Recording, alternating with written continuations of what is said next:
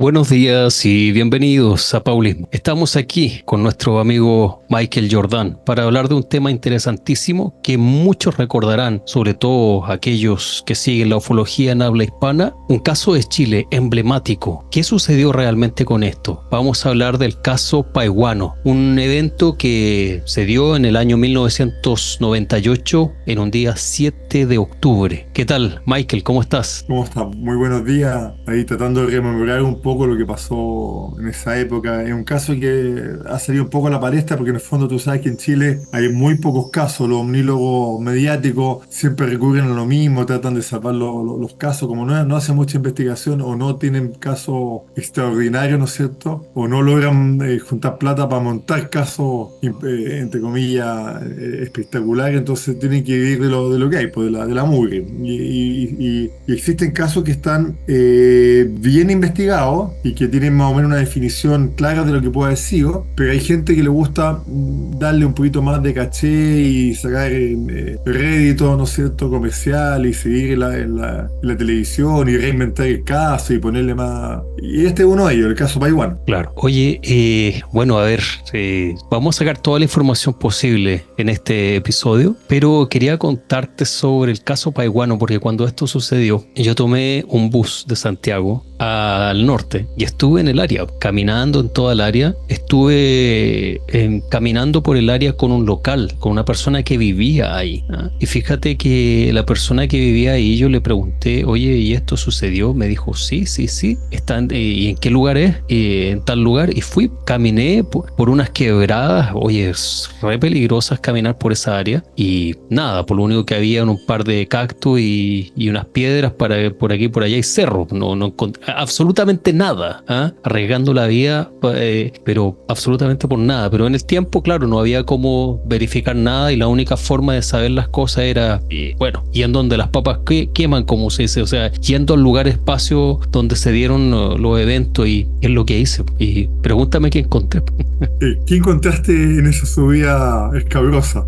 Lamentablemente, estimado Michael, nada. No encontré absolutamente nada. Y espera, ¿sabes por qué encontré nada? Según lo que me explicó la misma persona que me llevó. Y era un campesino, una persona que vivía ahí. Me dijo, no, es No, o lo sea, que... abajo, antes de la subida. Claro, sí. Ya, el caballero que te deja pasar hacia arriba. No.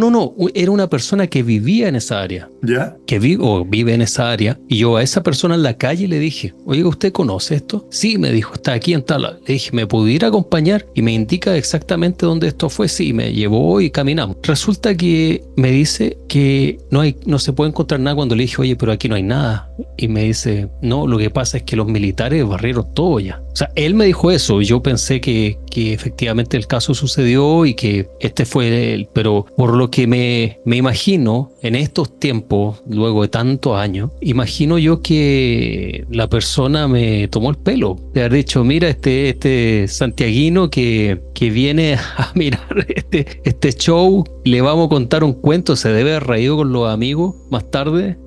Yo creo, ¿cómo fue el caso? ¿Qué sabes tú sobre este caso? ¿Qué tan verídico? ¿Hay algo de verdad en este caso? ¿Qué sucedió? A ver, vamos a la historia del origen. Mira, me pasó algo muy parecido a lo tuyo. Primero que nada, preguntarte en qué fecha fuiste. No, yo creo que, mira, fue hace tanto tiempo, no recuerdo bien, porque no tengo registro escrito sobre este tema. Eran cosas que yo las hacía por amor al arte y agarraba un bus y me iba a algún lugar. Lo mismo hice con el caso del Cerro San Cristóbal. Fui nomás, pues, no, sin fotografía, nada especial, ni una bitácora para poner. Pero yo creo que debe haber sido a las par de semanas después del caso, después de que se hizo Pero popular. buenísimo.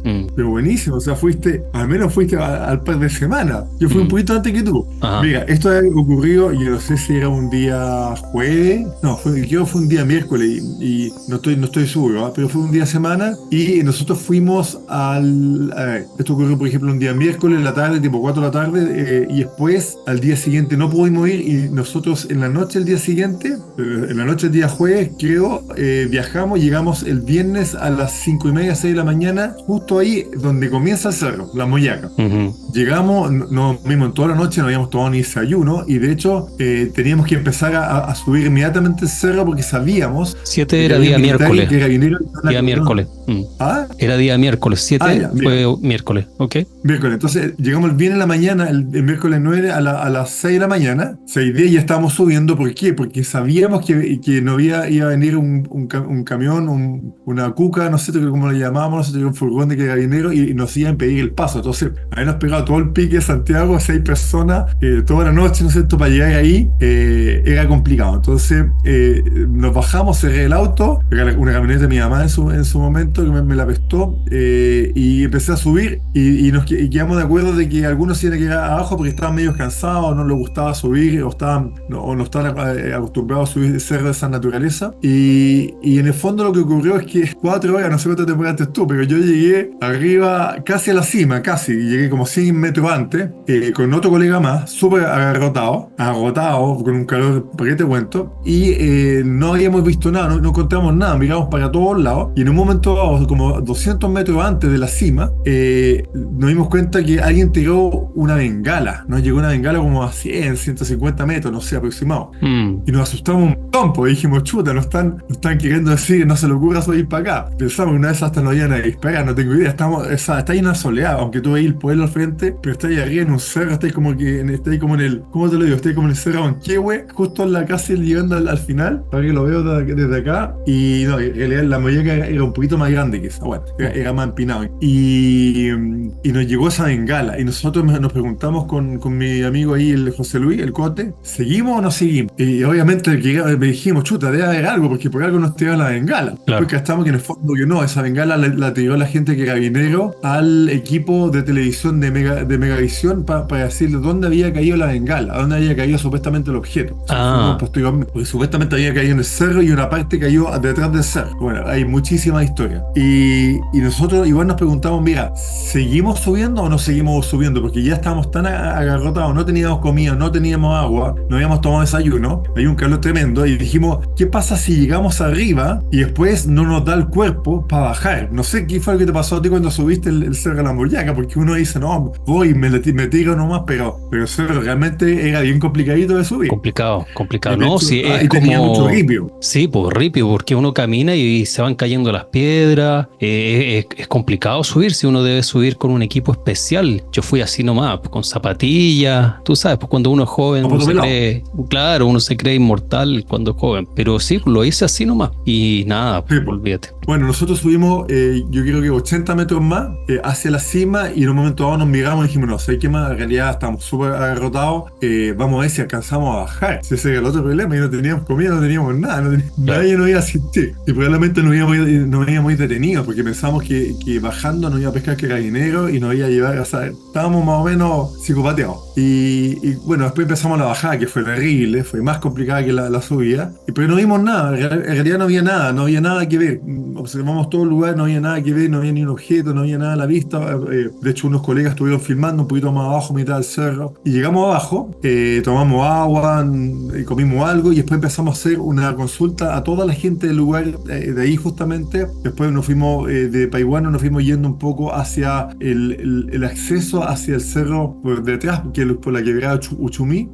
Nos dimos cuenta que efectivamente el aeródromo estaba cerrado, había uno que otro vehículo militar, no te digo que aviones militares, pero vimos vehículos militares, probablemente siempre están estacionados ahí, pero supimos, nos dijeron que estaba cerrado el aeródromo para todo servicio público, justamente por este evento. Ajá. Y cuando llegamos a Uchumí, empezamos a preguntarle a los lugareños nos dieron mucha información muy interesante respecto a lo que había pasado justamente las 2 noches anteriores. Ellos dijeron que esas 2 noches hubo ruido de helicóptero de color negro, que Chile no tenía eso, que después eran los Black Hawk, y que estuvieron operando toda la noche y que también pasaban camiones Unimog, ¿no? Porque nos describieron cómo era el camión, que un camión Mercedes-Benz con capota redonda, era antiguo, con colores militares, ¿no es cierto?, de camuflaje, y que subían y bajaban y nos dijeron, miren, acá están las marcas del Unimog. Efectivamente se notaba en el ripio de la entrada al río, porque hay un río que pasa ahí que estaba seco, y se veía, efectivamente se veía que estaba muy hundido. Ahora, yo no tengo idea qué faena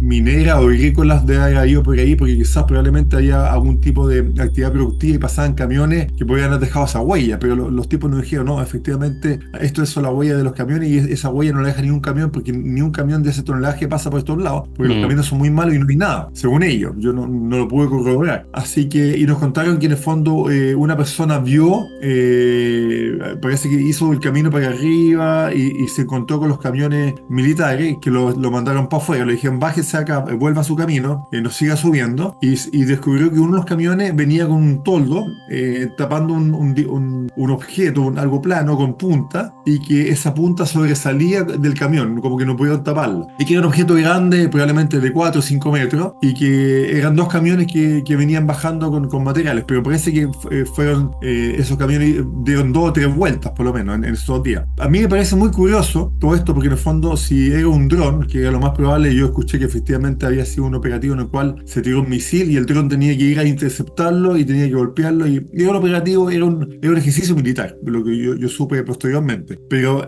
me sorprende que haya habido tanto camión, a menos que primero hayan ido a buscar las partes más grandes, ¿no es cierto? Y después hayan ido los camiones a buscar todo lo que se empezó a acumular, a rastrillar, ¿no es cierto? O sea, quizás todas esas piezas sueltas pues tienen que ir a buscarlas de noche, con luz, con ¿cómo se llama? Con sensores de metal, para ir juntando las piezas, ¿cierto? Probablemente eso responde un poco al por qué los camiones subieron tantas veces. Pero yo me digo, un helicóptero de esa naturaleza perfectamente puede haber pescado esos drones, ya se lo llevaba abajo sin problema. O sea, hay mucha incógnita todavía para responder la hipótesis del dron propiamente tal. Y la hipótesis del ovni es más complicada todavía, ¿no es cierto? Pero nadie vio un ovni. Si en el fondo la gente obviamente no sabe lo que cayó y lo describe como ovni. Pero Claro. eso, y hablamos con gente que estuvo ahí, que fue al cerro justamente cuando cayó el objeto y se encontró con un cordón de militares chilenos y que no lo dejaron pasar. Y de hecho le salió al encuentro un militar gringo que empezó a putear a todos los gallos en inglés, como que lo subió y lo baja. Y él como chileno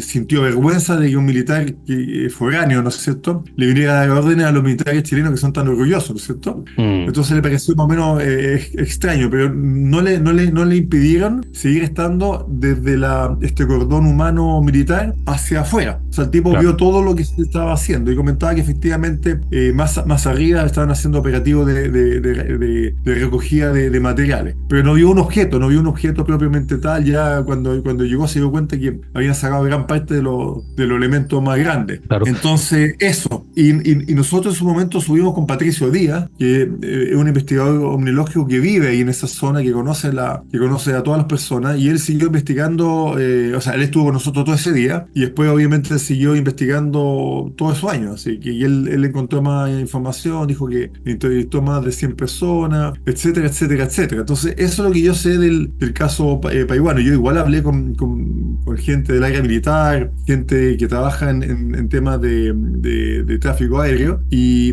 para ellos fue un dron, pero tampoco no querían hablarlo mucho porque para ellos era más complicado hablar del dron que hablar de un posible ovni. ¿Te das cuenta? O sea, al revés de lo que uno piensa. Entonces, como que yo dije, no, esto no se habla mucho porque en el fondo era una cuestión que era una operación geoestratégica chilena entre Chile y Estados Unidos. Probablemente también mucha gente dice que tiene relación con la operación UNITA, que había estado algunos días antes ahí. Parece que 3, 4, parece que estuvo hasta el 28 o 29 de septiembre. Esto fue en octubre, 7 de octubre. Pero hay gente que dice que una nave de los gringos estaba apostada todavía en la vía de Tongoy. De hecho, hay gente que todavía dice que efectivamente, aunque la operación UNITA se trasladó hacia Perú, quedó una u otra nave de la operación UNITA de Estados Unidos emplazada en ese sector. No tengo más información respecto al tema. Y eso es todo lo que pudimos a grandes rasgos escuchar. Hay obviamente detalles que te podría dar a conocer si que surge más o menos el contexto, pero para mí particularmente fue un dron. Pero hay gente que quiere hacer un comercio del tema, hay gente que empezó a inventar historias, se hicieron pasar por testigos que nunca fueron, que nunca estuvieron en el lugar siquiera. Hay gente que quiere tratar de vender este caso como el rostro del chileno, y etcétera, etcétera, etcétera. Ahora, por ejemplo, la Municipalidad de Paihuano hizo todo un emplazamiento, hizo de hecho toda una actividad, una primera piedra, un mirador con extraterrestre para conmemorar la caída del objeto.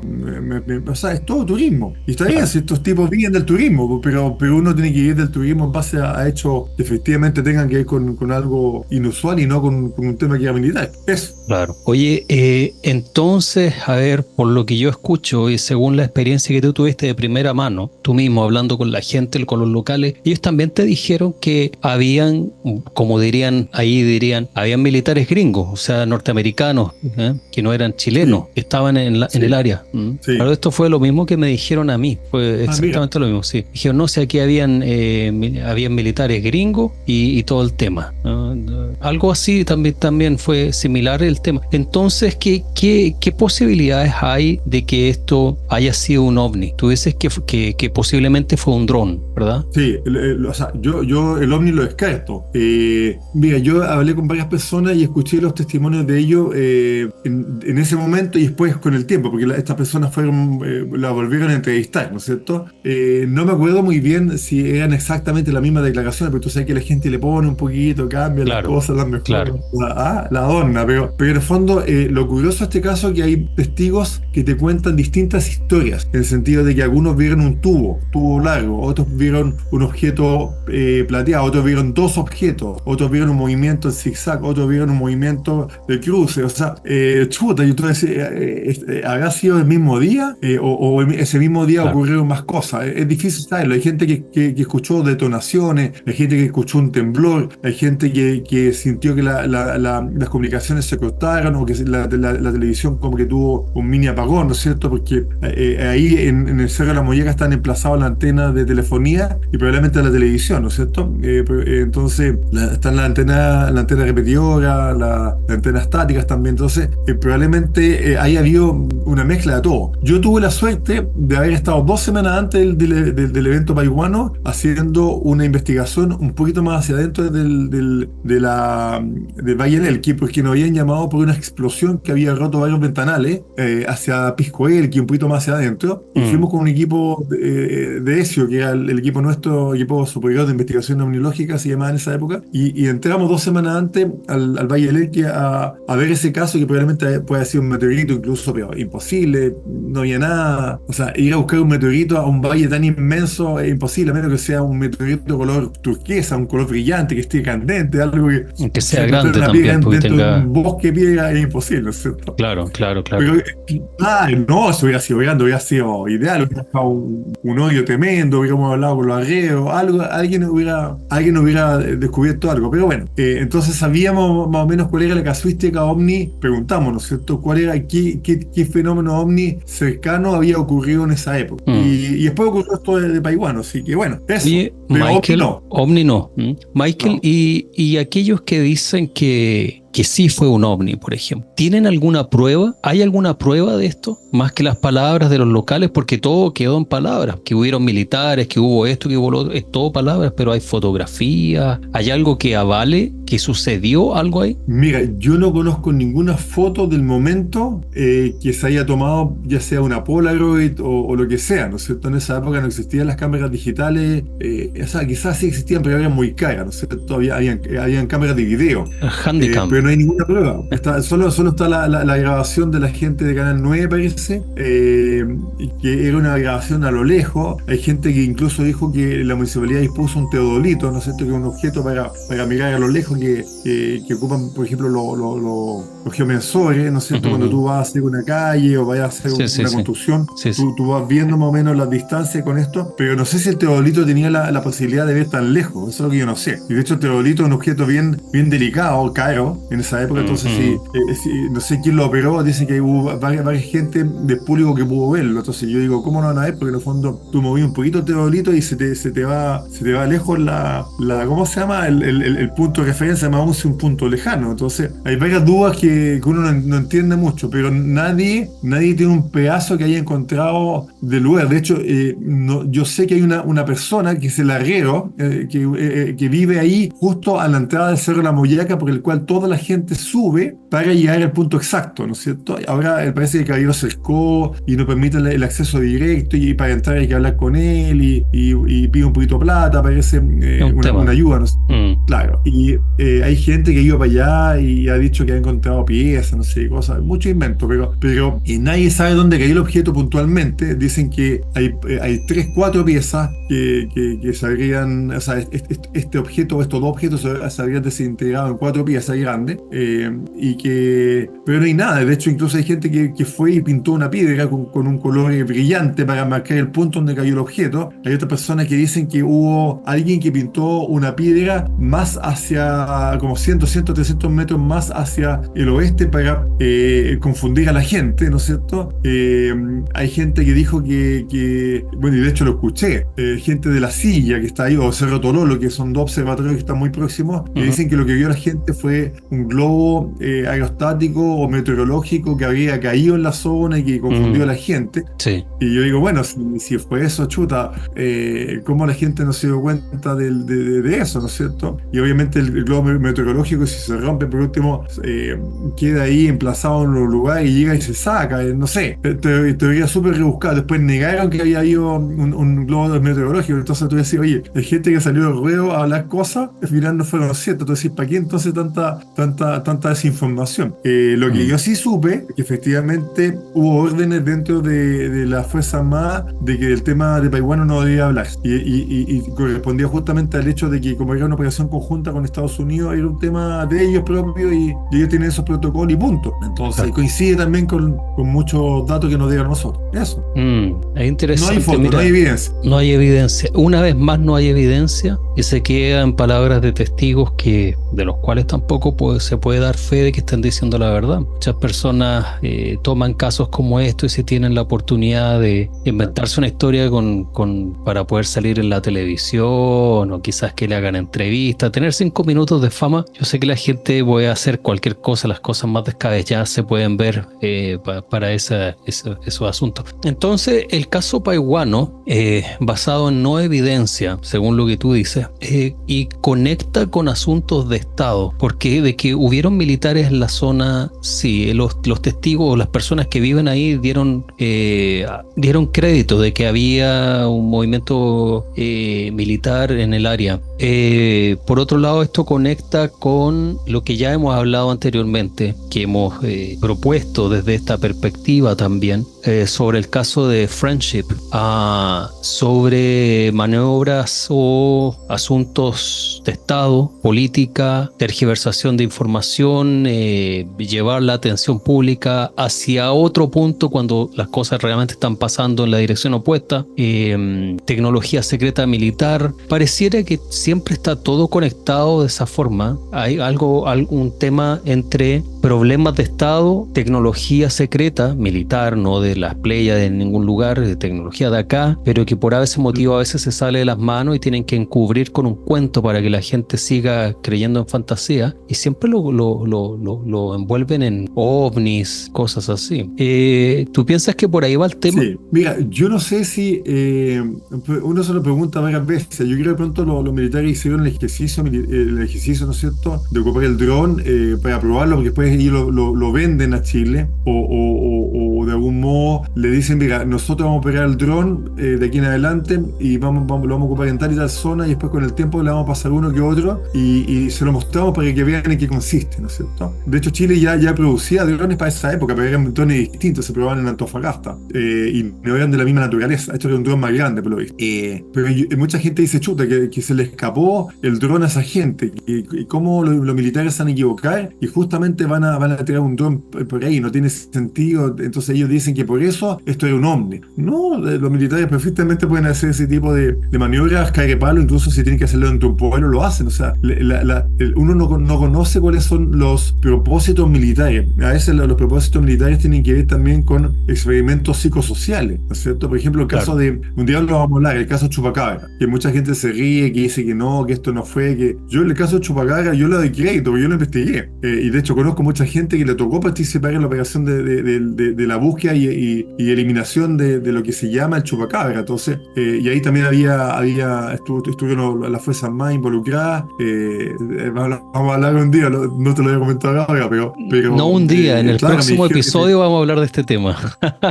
Bueno, hablamos del Chupacabra. Es un caso muy interesante, en donde efectivamente también hubo intervención de la Fuerza Armada, la PDI, la Fuerza Aérea, Carabineros, todo, ¿no es cierto?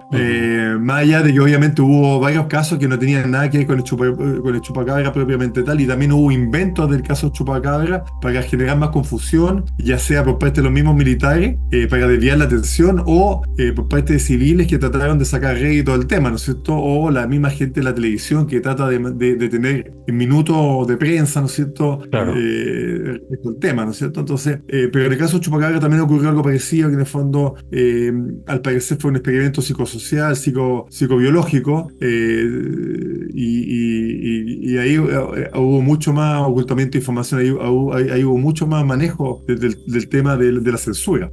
Así que sí, mira, los militares pueden hacer lo que se les da la gana, porque en el fondo ellos se rigen bajo el amparo de leyes geoestratégicas, ¿no es cierto?, geopolíticas, que en el fondo dan pie para que ellos puedan hacer lo que se les dé la gana. Obviamente no andan matando personas, pero ellos no tienen por qué dar explicaciones de las cosas que hacen. Obviamente me imagino que le informan previamente al presidente. El presidente en realidad da lo mismo, si el presidente tiene cierta importancia, pero a alguien del Ministerio de Defensa, y ellos van coordinando actividades, y en caso de que salga, hay un plan B, que pasen las cosas mal, ellos ya tienen su plan B y lo ejecutan nomás, ¿no es cierto? Claro. Y si las operaciones que ellos hacen, las hacen con público asistente, las hacen, no hay punto. O sea, Claro. ellos hacen lo que se les da la gana, y no hay que sacarse tanto, sorprenderse tanto por ello. Es distinto el caso Friendship, que tiene otra naturaleza, tiene otro foco, ¿no es cierto? Claro. Pero bueno, eso. Fantástico. Bueno, ahí está. Si es que hay más información sobre el caso Paiguano, si es que alguien de los que están mirando al otro lado de la pantalla tiene información real, concreta, precisa sobre este tema, si es que alguien es testigo, primera persona, si es que lo vio directamente, si es que sabe algo, nos puede contactar entonces para tener más información sobre este caso y entonces poder,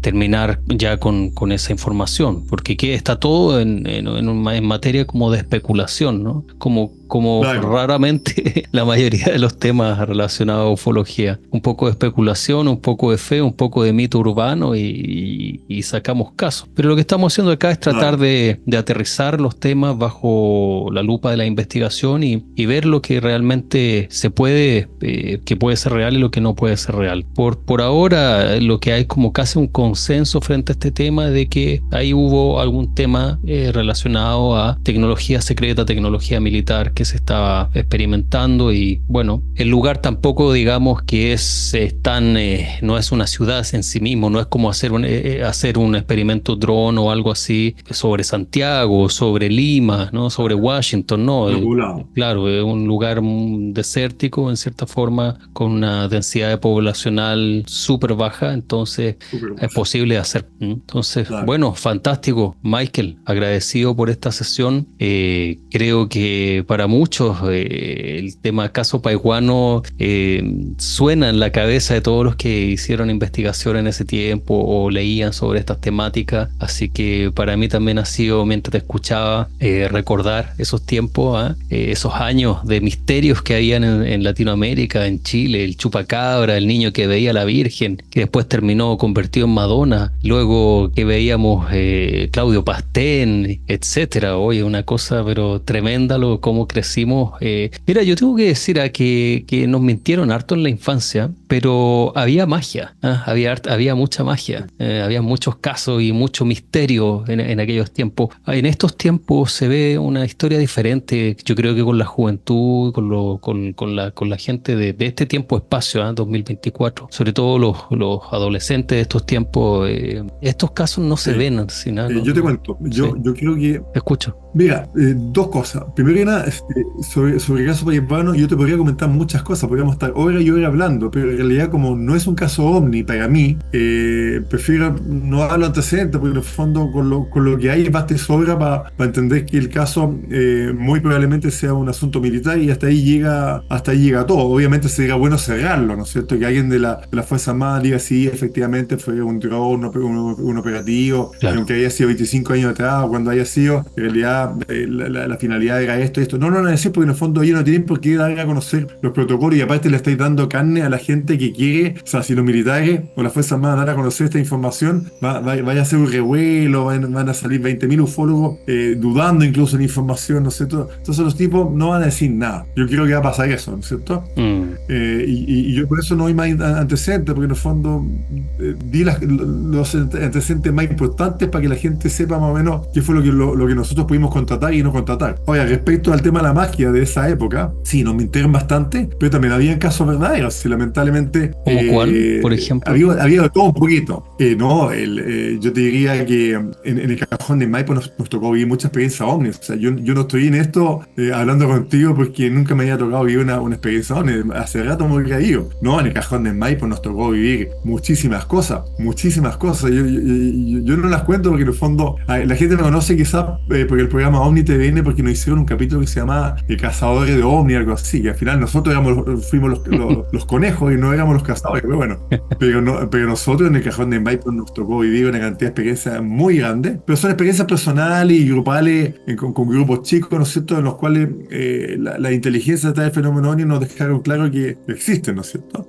Pero claro, en cuanto al tema generacional que tú comentas ahora, ¿no es cierto?, que tú dices, chuta, ahora eso no se ve. Es cierto que la gente ahora es más mediática, más de andar con celulares, y el OVNI se aparece a 2 cuadras, tú le sacas fotos, entonces la gente no sale a investigar. Yo creo que igual hay gente que sale a investigar, hay gente que se da el pique a la cordillera y todo. Lo que pasa es que el contexto es distinto, porque antes los lugares eran menos poblados, el tema OVNI no se hablaba, se ocultaba, de hecho, y el que hablaba del tema OVNI miraba hacia los lados para que nadie se riera de él, ¿no es cierto? Podían perder la pega. A mí me pasó cuántas veces que en una que otra entrevista yo dije que me interesaban los temas de la anomalía, nunca dije OVNI, y perdía las pegas. Después me decían, oye Michelle, perdiste la pega solamente por decir la palabra anomalía. Entonces, una estupidez, pero bueno. Pero íbamos a lugares que estaban oscuros, teníamos acceso a parques nacionales solamente por decir la palabra OVNI. Entonces, oye, nosotros necesitamos ir adentro porque necesitamos hacer una vigilia para ese OVNI. Entonces los guardaparques nos decían, pasen, ustedes pueden pasar. ¿Te das cuenta? Era como una palabra mágica, porque ellos ya habían vivido la misma experiencia. Entonces ella decía, chuta, ustedes son ufólogos, ya, pasen. ¿Te das cuenta? Si hubiera sido otra persona, no le dan el paso. Entonces también había magia en ese sentido, ¿te das cuenta? Claro, sí. Podemos llegar a lugares donde nunca antes la gente hubiera llegado. Ahora hay que pagar, hay que registrarse, está todo iluminado, está todo pintado, ya no es tan natural como antes. Claro. ¿No es cierto? Pero obviamente tienes que alejarte mucho más. Y también los testigos de esa época eran testigos que no sabían la palabra OVNI, nunca habían visto un televisor, no escuchaban la palabra de cosas voladoras, por ejemplo, un arriero, ¿no es Oye, cierto? Michael, mira, espérate, Michael. Sí. Miremos esta foto y cuéntame lo que tenemos en esta imagen, a ver. Cuéntame, vamos a ver que... Ahí está, po. Ahí está, y al lado está Cristian Buscaglia, ¿no es cierto? Sí. Y un poquito más allá está Larry Bello. Claro, ese capítulo, exactamente ese. Sí. Y fue un capítulo muy interesante porque tú me dijiste no hay evidencia. Lo que pasa es que la gente ese día apareció los ovnis. Efectivamente los vimos. Los vimos los tres, de hecho lo vimos los cuatro con Pablo Sierralta de la productora No Imagen. El problema ocurrió que ellos pensaban que nosotros éramos unos estúpidos, unos creyentes, unos locos, ¿no es cierto? Y no sacaron la cámara de video para grabar. Ellos eran los únicos que tenían cámara de video. Nosotros, la cámara nuestra estaba mala. De hecho, llevamos el Airbnb llevó una cámara de tramoya, de estas falsas, ¿no es cierto? Para orientar que estábamos, porque se la habían robado. Entonces, no teníamos cámara, pero ellos sí tenían cámara y tenían cámaras potentes. Cuando apareció el OVNI, les dijimos, oye, OVNI. Era un protocolo que teníamos para decirle, oye, salgan a grabar. Y los tipos de la productora estaban muy calentitos en su vagón y nos decían, cállense, estúpidos, déjennos dormir, váyanse con su OVNI para otro lado. Y empezaron a tirarnos vagas improperios, y salió uno solo de ellos, el Pablo Sierralta. Y el Pablo Sierralta, cuando llegó, le dije, mira Pablo, mira, al frente hay 3 objetos. Tú vas a mirar a ese, tú a ese, y yo miro a este. Y justo uno de esos empezó a moverse. Entonces yo seguí el objeto que se movió, po. Claro. Yo suponía que los otros dos se iban a quedar mirando los otros 2 objetos. Obviamente no resistieron la tentación, y después caché que ellos también estaban mirando el objeto que se movía. Claro.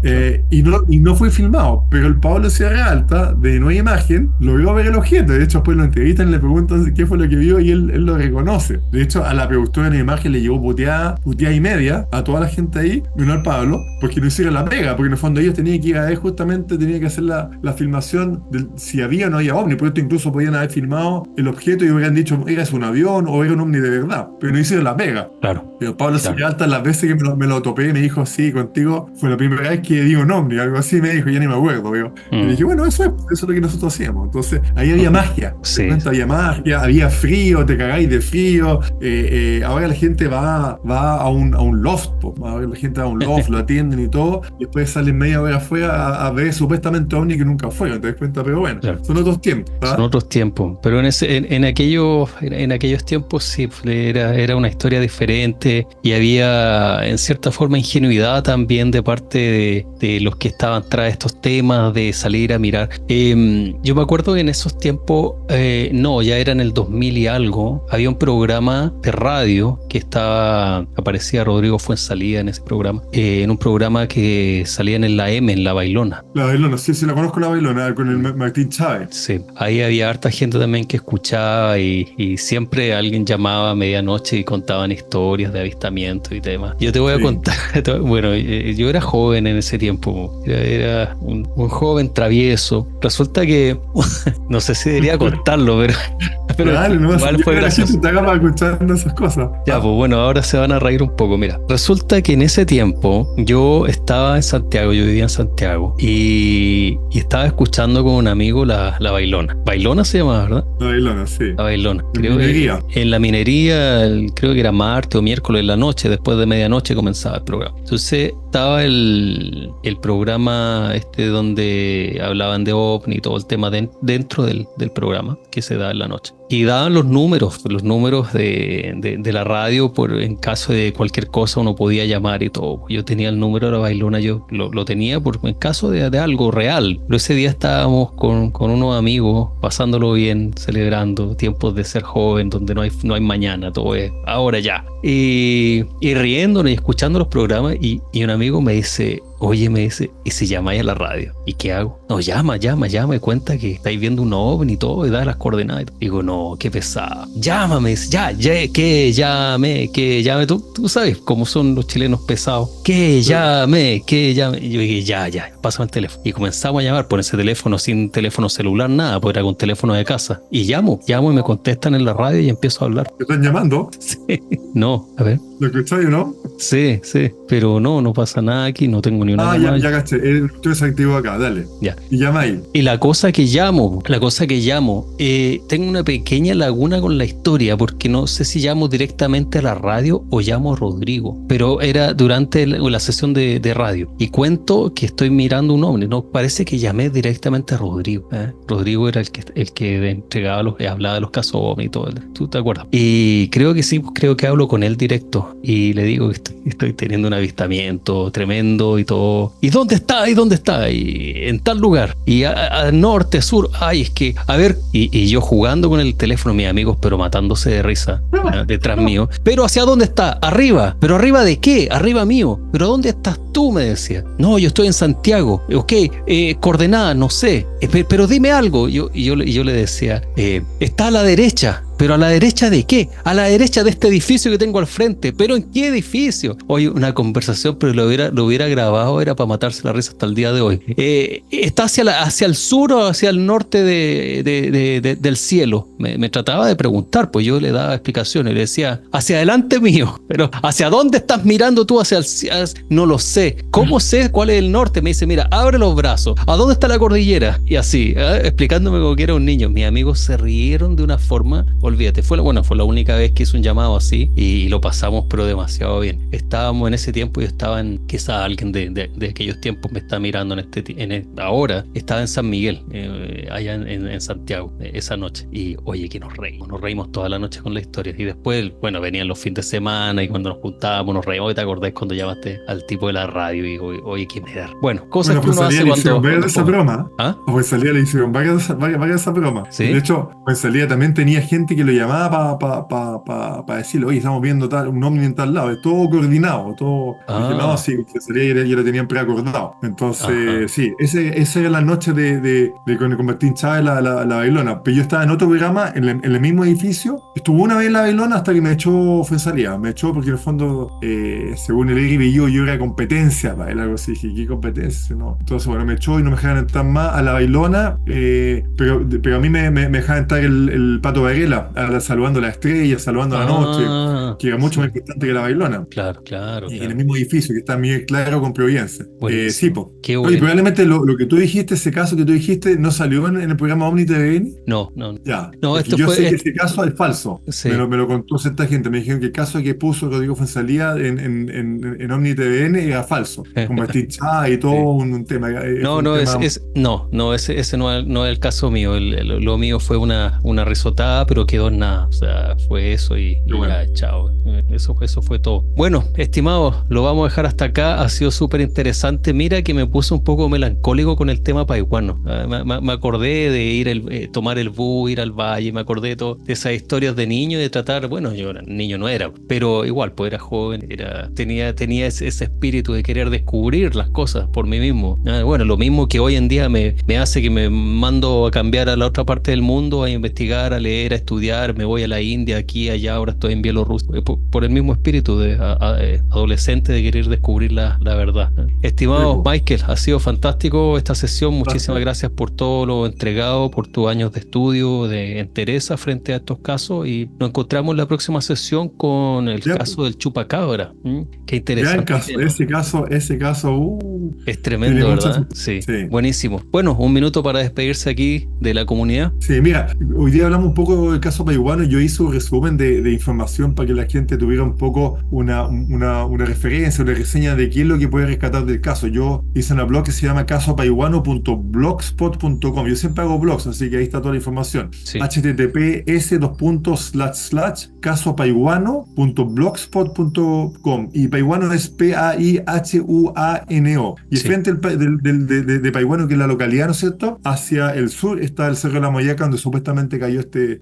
objeto. En la Así que eso. descripción de este video va a estar el link entonces y para que todos puedan revisar, leer y seguir el trabajo por escrito de Michael que es súper interesante, de verdad. Y está lleno de blogs de Michael en la red. Ha hecho un buen trabajo informativo y mostrando las cosas como son. Fantástico. Un abrazo grande, buenas A tardes, ti. noches, mañana al horario que estén mirando este video. Recuerden que si les gusta el contenido que estamos trayendo en esta sesión, en este tiempo 2024 del canal, entonces le dan me gusta, dejen sus comentarios, comparten en red social para que tengamos más visitas y podamos seguir trabajando entonces para todos ustedes. Bendiciones, muchísimas gracias. Hasta Nos pronto. vemos, que estén súper bien, que guiñe la familia. Suerte. Chao.